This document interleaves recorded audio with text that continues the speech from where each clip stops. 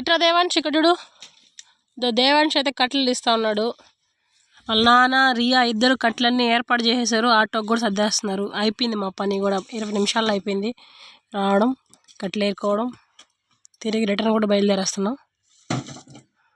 Riya help చేస్తుంది. వాళ్ళ నాన్న కట్టెలన్నీ నీట్గా ఆటోలో సర్ది పెడుతున్నాడు. డారు కట్టు ఇటు తిరుగుతూ ఉన్నాడు. లేదులే పాపం, వాడు కూడా పని చేశాడు. మా తోట అని చెప్పాను కదా, ఇదండి ఇదే మా తోట. ఇది లాస్ట్ది. ఆ సైడ్ ఇంకోటి ఉంది, మధ్యలో మా మామయ్య వాళ్ళది ఉంటుంది, ఆ తర్వాత మాది ఇంకొకటి ఉంది. ఇదండి చూడండి, మా ఆయన వీడియో తీస్తున్నాడు, ఎట చూస్తున్నాడు అన్న సార్. ఇప్పుడే ఒకసారి చూశాడు, మళ్ళీ అక్కడ తిరుక్కునేసాడు.